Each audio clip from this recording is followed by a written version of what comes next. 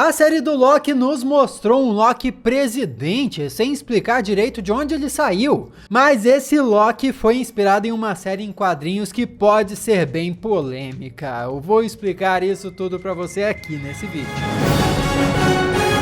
Olá, como vai? Tudo bem? Eu sou o Miguel Loquia e esse é mais um episódio do Histórias com Loquia, acompanhando mais um capítulo da história do Loki. Nós já conversamos aqui sobre como o Loki surgiu com a sua origem bizarra, onde ele era retratado como um ser totalmente diferente de como a gente conhece hoje em dia. Depois, a história de como ele se tornou a Lady Loki e o Loki criança, depois como ele se tornou um membro dos Jovens Vingadores, pelo menos por um tempo. E tudo isso para nós chegarmos nesse momento onde ele se candidata a presidente. Como assim? Em 2016, uma corrida eleitoral acirrada chamou a atenção de todos os países ao redor do mundo. Os Estados Unidos foram o palco da disputa entre Donald Trump e Hillary Clinton. Se você se lembra dessa época aí, deve recordar como a coisa toda foi caótica, envolvendo vazamentos de e-mails, bots russos e muito mais. Mas pô, Loquia, você pergunta, você vai misturar quadrinhos com política agora? O que a eleição americana de 2016 tem a ver com quadrinhos de heróis, cara? Você tá louco?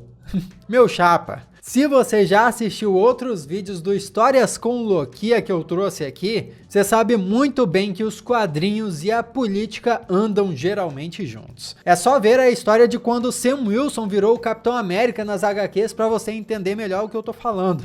Eu vou deixar todos esses vídeos linkados aqui embaixo para você assistir caso tenha perdido. Mas enfim, em 2016 também, a Marvel não deixou esse caos todo da corrida eleitoral passar batido não. Afinal, quer solo mais fértil para um deus da trapaça do que uma eleição? Vamos acompanhar a história de Vote Loki, uma saga de 4 volumes que a Marvel lançou em 2016 para satirizar o período eleitoral americano. Vote Loki começa com uma batalha entre os Vingadores e algum inimigo desconhecido em Nova York. O quadrinho deixa claro a destruição que foi causada por essa batalha. Aliás, muita gente acha que essa luta aí pode ser uma referência direta ao primeiro filme dos Vingadores, hein? Onde os Vingadores se reuniram para impedir a invasão do exército Chitauri. Só que em vez da HQ focar só nos atos heróicos dos Vingadores, a gente vê as consequências desse caos todo. Um painel mostra um operário informando uma família que eles não podem voltar ali por um mês,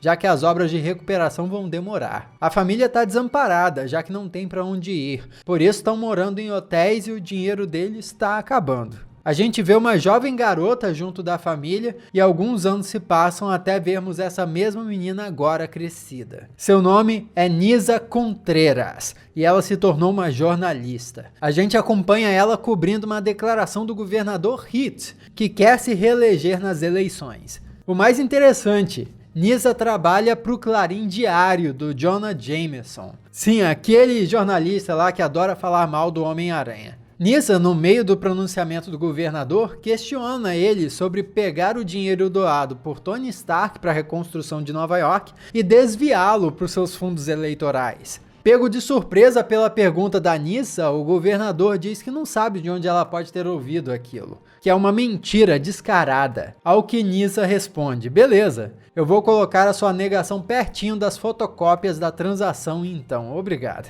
E aí a HQ Vote Loki chega nos tempos atuais, com Nyssa cobrindo o debate eleitoral entre dois candidatos à presidência. Só que tem algo estranho nesse debate. Os repórteres no evento são rostos desconhecidos por Nyssa, e ela é uma profissional bem acostumada com o círculo jornalístico. Então, quem eram aquelas pessoas? Não bastasse isso, os crachás também eram diferentes do dela. É então que Nyssa vê um desses repórteres, entre aspas, carregando uma arma na cintura e avisa a todos que tem algo estranho rolando ali. Até que essa galera se revela sendo da Hydra e rende geral que estava no debate. Um dos membros da Hydra pega um megafone e diz que a escolha presidencial era falsa, que não importava o candidato que os americanos escolhessem. O país estaria perdido de qualquer jeito. Quando Nyssa busca um local para se esconder, uma figura chega no debate prometendo salvar a todos. E quem é essa figura? É claro que nós estamos falando do Loki. Loki usa um feitiço envolvendo serpentes de energia que bota os agentes da Hydra para dormirem. Os agentes especiais escoltam ambos os candidatos à presidência, que é um homem e uma mulher, claramente fazendo referência a Trump e Hillary para fora do auditório. Enquanto isso, um repórter se aproxima de Loki e pergunta se ele sabia desse ataque da Hydra. Ao que Loki, lógico, responde que não, que estava tentando viver de boa, quietinho, mas ficou entretido pela eleição dos humanos e por isso resolveu dar uma olhada de perto. Vários repórteres cercam o Deus da Trapaça, perguntando se ele estava virando um herói agora. Em quem ele iria votar até. O Loki diz que não vai votar em nenhum dos dois candidatos, já que ambos eram mentirosos. E é aí que o Deus da Mentira faz um discurso na frente das câmeras. Esses candidatos, eles dançam em volta das perguntas como se elas fossem ferro quente. Inventam meias posições baseadas em qualquer coisa que as pessoas queiram ouvir,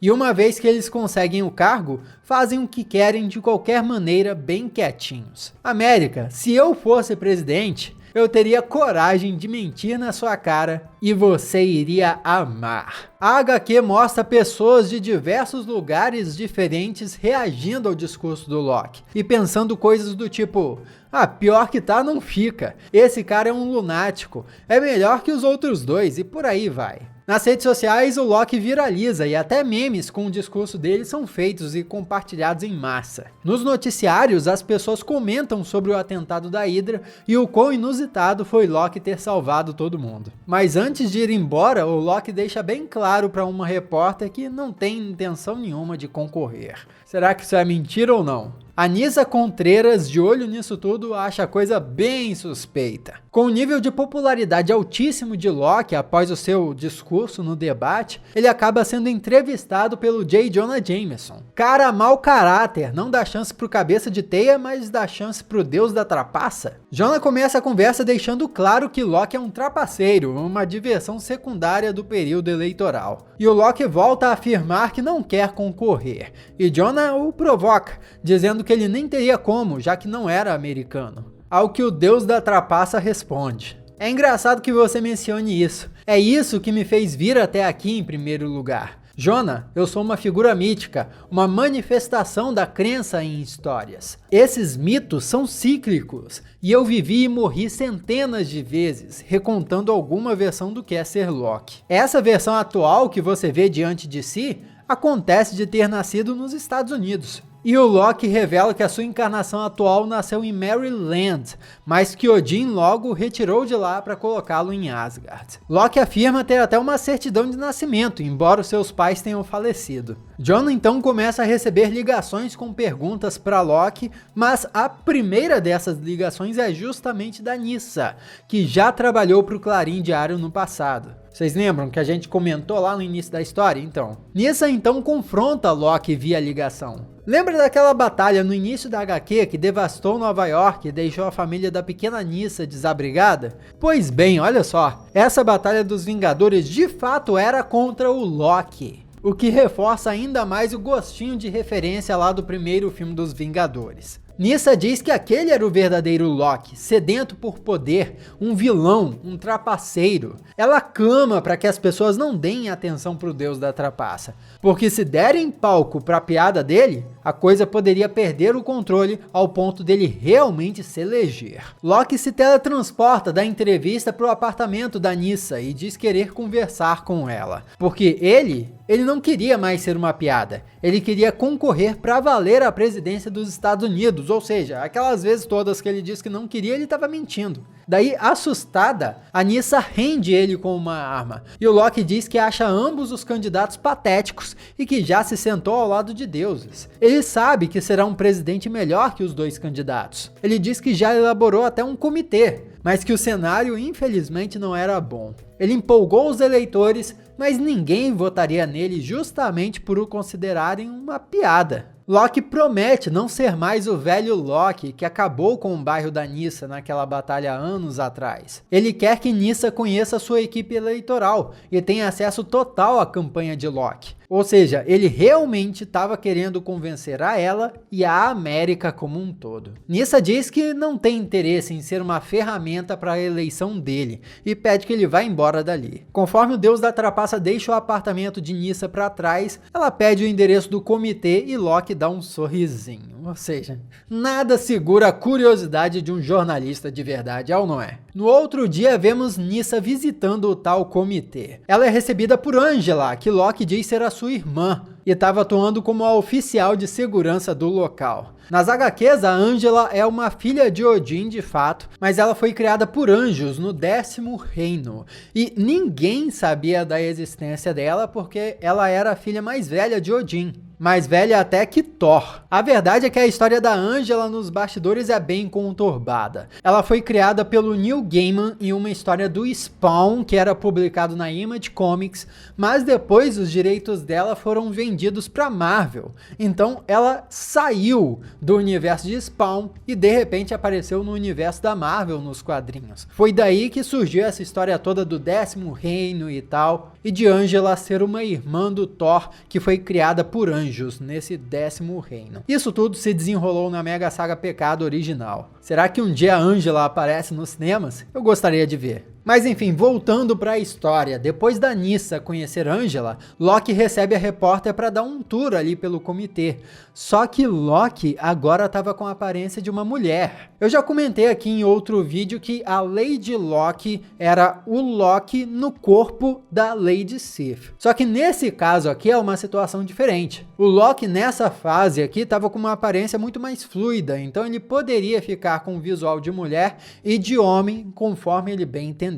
E vale dizer que isso é uma característica do deus da trapaça desde a mitologia, não foi nada que a Marvel inventou aqui não. Quando a Nyssa questiona a razão dele estar na forma de uma mulher, Loki diz que é para Nyssa se sentir mais à vontade. E além disso, ele diz também que a sua popularidade com eleitoras mulheres anda baixa e essa mudança de forma pode ser a solução. Loki fala de suas políticas e planos, incluindo representar todos os americanos, estimular a economia por meio de pequenos negócios sem esquecer dos grandes e por aí vai. Nyssa escreve uma matéria sobre Loki como candidato, atacando ele e achando muito suspeito o fato de que os terroristas da Hydra ainda estavam em coma. O editor da Nyssa recebe a matéria com o seguinte título: Loki irá queimar Washington. E ele diz que está ótima e que seria publicada no dia seguinte. Só que depois de desligar, o editor recebe outra ligação, concorda com quem quer que ele estivesse falando do outro lado e desliga o celular. Na manhã seguinte, a matéria de Nyssa é publicada com o seguinte título: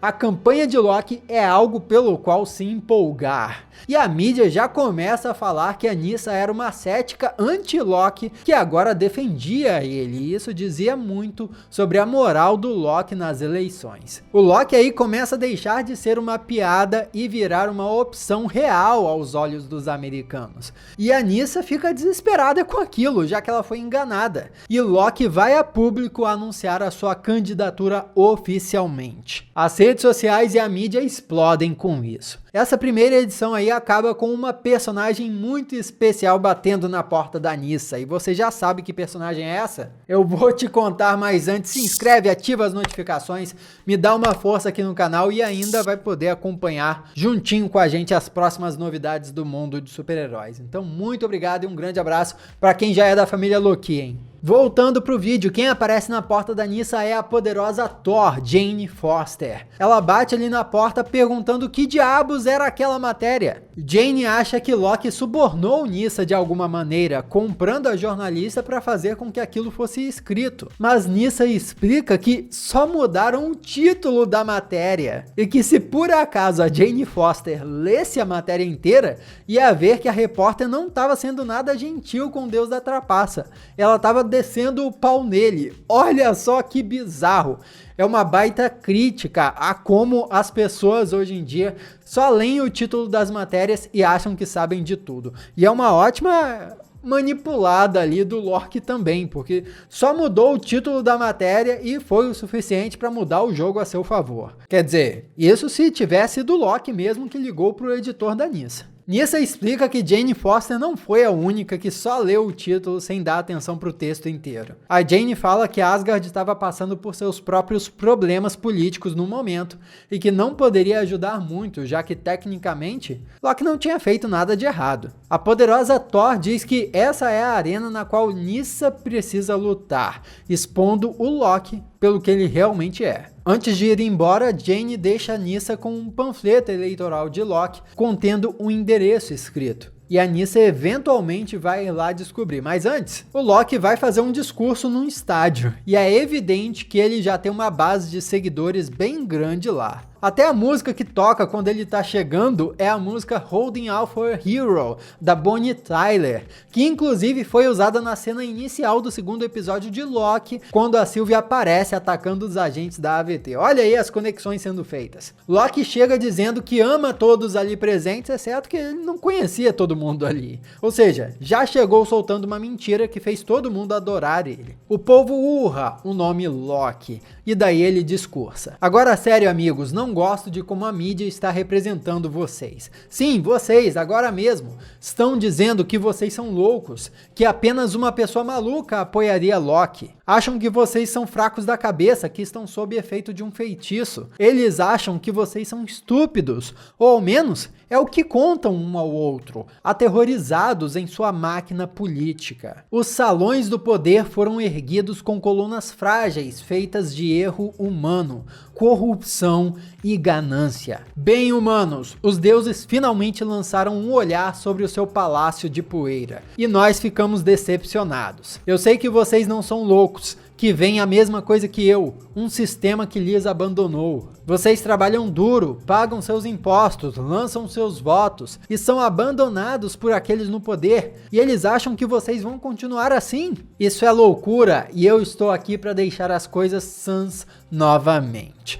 O povo vai ao delírio, surtando com aquele discurso todo. Enquanto isso, Nyssa Contreras tenta falar com um dos agentes da Hydra, responsáveis pelo atentado lá no começo da HQ. Só que eles continuam num coma, e ela cogita se não seria melhor conversar com a própria Hydra de alguma maneira. A Nyssa então vai até o endereço que a Jane Foster passou para ela, e chegando lá, o lugar estava vazio. Nyssa acha que de repente a poderosa Thor não deixou pista nenhuma para ela, tinha sido só um acidente. Só que quando ela abriu uma porta, ela se deparou com uma cerimônia macabra acontecendo, com 4 figuras usando trajes sinistros. No centro delas estava um bode branco e atrás delas uma estátua de uma grande serpente entre 2 figuras diabólicas. Ou seja, estava rolando a cerimônia de um culto ali. Nyssa começa a filmar os cultistas enquanto eles discutem sobre a cabra ainda ser uma cabra. Eles tentaram lançar um feitiço ou alguma coisa do tipo ali no bichinho que não deu muito certo. Nyssa publica essas imagens numa matéria afirmando que os eleitores de Loki rezam para cabras e fazem mágicas, e a piada rapidamente se espalha, com geral dizendo que os eleitores do cara não são tão lúcidos assim não.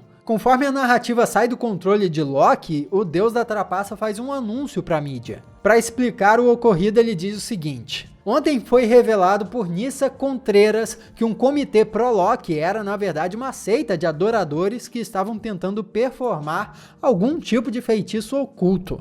E isso causou um grande furor na mídia. Eis o que eu gostaria de dizer. Sim, é claro que eu tenho seguidores. Adoradores, uma religião. Eu achava que tinha deixado isso claro. Eu sou um deus, poxa. Não sei por que Nyssa fez isso, já que todos vimos que ela é uma fã que ajudou a minha campanha a decolar. Mas bem, a senhorita Contreras entrou ilegalmente em minhas instalações. O feitiço fracassado que ela testemunhou pode simplesmente não ter funcionado porque não havia adoradores o suficiente. Da última vez que eu vi, a Constituição protegia a liberdade de religião. Sinta-se livre para se juntar à nossa. E assim, Loki leva todo mundo na conversa de novo. Mas e aí, será que ele vai conseguir vencer essa eleição? O que era esse culto? O que ele quer de verdade com esse papo de presidente? Eu vou deixar para contar o resto dessa história em outro vídeo, por isso é importante você se inscrever aqui para acompanhar qual vai ser o desfecho disso tudo. Combinado? Combinado. mas já pode comentar aqui o que você tá achando. Aqui do lado tem outros vídeos que você já pode assistir, caso já tenha saído a segunda parte dessa história. Ela vai estar nessa playlist aqui do lado, então é só clicar e assistir já também. Muito obrigado pela sua companhia magnânima, eu sou o Miguel Loquia, e a gente se vê na próxima.